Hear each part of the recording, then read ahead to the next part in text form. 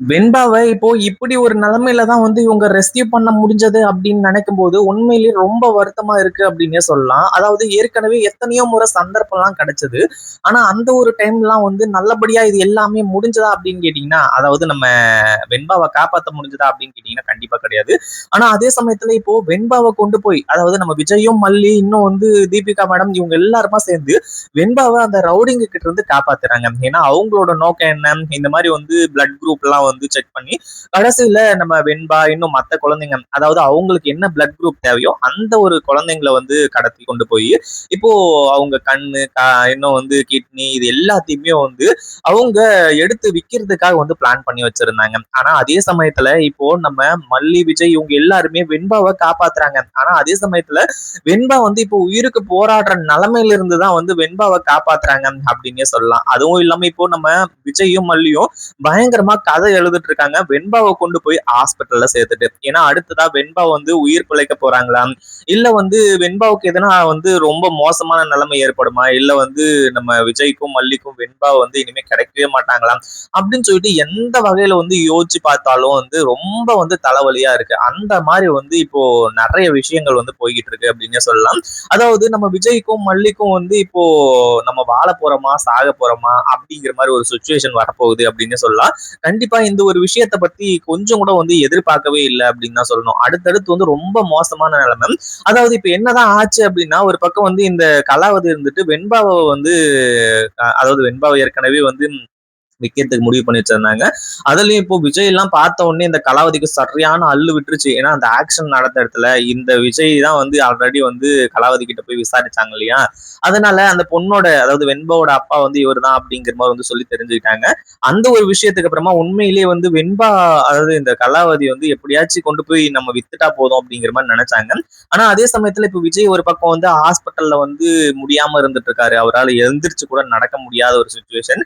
எந்திரிச்சு நடந்தா அவருக்கு மிகப்பெரிய ஆபத்து வந்துரும் அப்படிங்கிற மாதிரி வந்து சொல்லி அதே மாதிரி இவங்க என்னதான் வந்து ஃபைனலா கொண்டு போய் விற்கக்கூடிய ஒரு ஸ்டேஜுக்கு போனாலுமே கூட ஆனா உண்மையிலேயே கடைசியில இப்படிப்பட்ட விஷயங்கள் நடக்கும் அப்படின்னு கொஞ்சம் கூட எதிர்பார்க்கவே இல்லை. அதாவது நம்ம மல்லி ஏற்கனவே வெண்பாவை வந்து எந்த அளவுக்கு ட்ரைன் பண்ணி வச்சிருக்காங்க அப்படிங்கிறது தெரியும்.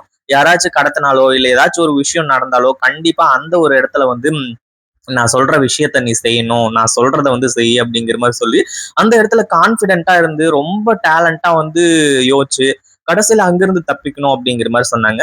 இப்போ வெண்பாவை கொண்டு போய் வந்து இந்த கலாவதியோட டீம் வந்து அந்த இவங்க மத்தவங்க கிட்ட வந்து வித்தது கரெக்டான ஒரு விஷயம். அவங்க என்ன பண்றாங்க அப்படின்னா இன்னும் நிறைய பேரு அதாவது இப்போ கொண்டு போய் விற்கிறது 2 பொண்ணுங்க தான். ஆனா அங்க வந்து பார்த்தா கிட்டத்தட்ட 100 பொண்ணுங்களுக்கு மேல கடத்தி வச்சிருக்காங்க.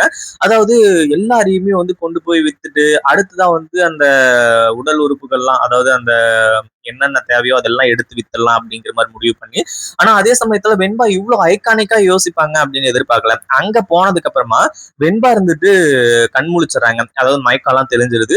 என்னடா அது இவ்வளவு பேர் இருக்காங்க, அதுவும் 2 பேர் மட்டும் தான் கடத்தி வச்சிருக்காங்க அப்படிங்கிற மாதிரி பார்த்தா இங்க இவ்வளவு குழந்தைங்க இருக்காங்களே, அதுவும் இல்லாம நம்ம வந்து இதுல இருந்து தப்பிக்கிறோமோ இல்லையோ இங்க இருக்கிற எல்லாரையுமே நம்ம காப்பாத்துறோம் அப்படிங்கிற மாதிரி வெண்பா முடிவு பண்ண ஆரம்பிச்சிட்டாங்க. ஏற்கனவே வெண்பா வந்து ஆல்ரெடி ஒரு இடத்துல இருந்து தப்பிச்சு வந்தாங்க அப்படிங்கிற விஷயம் இந்த கலாவதிக்கு நல்லாவே தெரியும். அதுலயும் அவங்க தெளிவா சொல்லிட்டாங்க, இந்த பொண்ணை மட்டும் பத்திரமா பாத்துக்கோங்க, இவ எந்த எல்லைக்கும் போறதுக்கு தயாரா இருப்பான், அதாவது தப்பிக்கிறதுக்கு அப்படிங்கிற மாதிரி வந்து சொல்லி ஆனா அதே சமயத்துல வெண்பா இப்படி யோசிக்க ஆரம்பிச்சிட்டாங்க. அதாவது சுயநலமா இல்லாம நம்ம மட்டும் தப்பிச்சா போதும் அப்படிங்கிற மாதிரி இல்லாம எல்லாரையுமே காப்பாத்தணும், அதுக்கான ஏற்பாடு பண்ணணும். அதாவது நம்மளை காப்பாத்துறதுக்கு நம்ம மல்லி அம்மாவும் டாடாவும் கண்டிப்பா வருவாங்க. ஆனா இவங்க எல்லாரையுமே நம்ம காப்பாத்துறதுக்கான ஏற்பாடுகளை பண்ணணும் அப்படிங்கிற மாதிரி வந்து சொல்லி வெண்பா வந்து நினைச்சிட்டு இருக்காங்க. இப்போ என்னாச்சு அப்படின்னா நம்ம தீபிகா மூலியமா இன்னும் மத்தவங்க போலீஸ் மூலியமா வந்து இப்போ அடுத்ததா வெண்பா இருக்கக்கூடிய இடத்த நெருங்க ஆரம்பிச்சுறாங்க. அதுவும் எப்படி அப்படின்னு பாத்தீங்கன்னா ஒரு பக்கம் வந்து நம்ம வெண்பா பண்ண ஒரு காரியத்தினாலதான் அங்க வந்து அந்த ரவுடிங்களோட போனை எடுத்து அதுல இருந்து வாட்ஸ்அப்ல ஒரு லொகேஷன் அனுப்பிச்சு அங்க வந்து இப்போ போலீஸ் என்ட்ரி கொடுக்குற மாதிரி பண்ணிட்டாங்க. அதாவது அவங்களுக்கு தெரிஞ்சு போயிடுது அங்க வந்து போலீஸ் வந்துட்டாங்க அப்படின்னு உடனே இது எல்லாத்தையுமே பண்ணது வெண்பா தான் அப்படின்னு சொல்லிட்டு வெண்பா வந்துட்டு இனிமே உங்களால எங்கேயும் தப்பிக்க முடியாது, போலீஸ் உங்களை ரவுண்ட் அப் பண்ணிருச்சு, என் மல்லி அம்மாவும் விஜயம் வெளியே தான் வெயிட் பண்றாங்க, அவ்வளவுதான் உங்களோட கதை முடிஞ்சது, எவ்வளவு பேரை நீங்க எவ்வளவு குழந்தைங்களை வந்து இப்படி கடத்திட்டு போய் விப்பீங்க, இதுக்கப்புறம் வந்து உங்களால இந்த ஒரு விஷயத்த வந்து செய்யவே முடியாது அப்படிங்கிற மாதிரி வந்து சொல்லி இப்போ நம்ம வெண்பா இருந்துட்டு பயங்கரமா மாஸ் காட்டுறாங்க. குட்டிச்சாத்தான் நீ தான் இந்த வேலைய பார்த்ததா? இதுக்கு மேல நான் உன்ன சும்மா விட போறது கிடையாது. எவ்ளோ பெரிய விஷயத்த செஞ்சிருக்கேன். எங்களோட மொத்த விஷயத்தையும் வந்து நாசம் பண்ணிட்டேன்." அப்படிங்கிற மாரி வந்து சொல்லி, அந்த ரவுடிங்க இருந்துட்டு வெண்பாவ வந்து கொல்றதுக்கு பிளான் பண்றாங்க. அதாவது வெண்பாவ வந்து அடிச்சு போட்டுர்றாங்க. கடைசியில வெண்பா உயிருக்கு போராடுற நிலைமையில இருக்காங்க. அப்ப கூட வந்து மத்த குழந்தைங்கள காப்பாத்தணும் அப்படிங்கிற எண்ணம் தான் வந்து நம்ம வெண்பாவோட மனசுக்குள்ள இருந்துச்சு. அதே மாதிரி இப்ப அந்த ரவுடிங்கள வந்து ரவுண்ட் அப் பண்ணி புடிச்சு கடைசியில அங்க இருக்கக்கூடிய எல்லா குழந்தைகளுமே காப்பாத்துறாங்க. ஆனா கடைசியா நம்ம வெண்பாவோட உடல்நிலை ரொம்ப மோசமா போக ஆரம்பிச்சிடுது. வெண்பாவை கொண்டு போய் ஹாஸ்பிட்டல்ல சேர்த்துட்டு உண்மையிலேயே நம்ம மல்லிக்கும் விஜய்க்கும் வந்து இப்போ உயிரே இல்லை அப்படின்னு தான் சொல்லணும். ஏன்னா டாக்டர் செக் பண்ணி ட்ரீட்மெண்ட் பண்ணிட்டு இருக்காங்க. அதுவும் இல்லாம டாக்டர் இருந்துட்டு இந்த மாதிரி எதுவுமே இப்ப சொல்ல முடியாது, ட்ரீட்மெண்ட் போயிட்டு இருக்கு, எதுவா இருந்தாலும் 24 மணி நேரம் கழிச்சுதான் சொல்ல முடியும், ஏன்னா வெண்பாவோட நிலைமை வந்து ரொம்ப சீரியஸா இருக்கு அப்படிங்கிற மாதிரி வந்து சொல்றாங்க. ஆனா விஜயும் மல்லியும் மல்லி எல்லாம் பயங்கரமா கதறி எழுறாங்க. இதுக்கு மேல வந்து அதாவது வெண்பாவுக்கு மட்டும் எதனா ஒண்ணு ஆச்சு அப்படின்னா கண்டிப்பா நான் உயிரோட இருக்க மாட்டேன் அப்படிங்கிற மாதிரி வந்து சொல்லி விஜயே வந்துட்டு இப்போ மல்லியை வந்து ஆறுதல் படுத்திட்டு இருக்காங்க. எதுவும் ஆகாது மல்லி, நீ கவலைப்படாத, வெண்பா வந்து நல்லபடியா நம்ம கிட்ட வந்து சேர்ந்துருவா அப்படிங்கிற மாதிரி வந்து சொல்லி, அதே மாதிரி இப்போ நம்ம மல்லி இருந்துட்டு வெண்பாவை ஐசியூல இருக்கக்கூடிய வெண்பாவை பார்த்து பார்த்து பயங்கரமா கதறி எழுதிட்டு இருக்காங்க. கண்டிப்பா வெண்பாவுக்கு எதுவும் ஆகாது. அதுவும் இல்லாம விஜய், மல்லி இவங்க எல்லாருமே பிரார்த்தனை பண்ணி கண்டிப்பா வந்து நம்ம வெண்பாவை காப்பாத்திருவாங்க. அதுல ஒரு மிகப்பெரிய நல்ல ஒரு விஷயம், நம்ம வெண்பா வந்து இவ்வளவு நல்லா யோசிச்சு எல்லாத்தையுமே பண்ணது. இதை பத்தி நீங்க என்ன நினைக்கிறீங்க? இந்த வீடியோ பிடிச்சிருந்தா லைக் பண்ணுங்க, ஷேர் பண்ணுங்க. இப்பதான் நம்ம சேனலுக்கு ஃபர்ஸ்ட் டைம் வரீங்க அப்படின்னா கீழ இருக்க சப்ஸ்கிரைப் பட்டனை பிரஸ் பண்ணிக்கோங்க.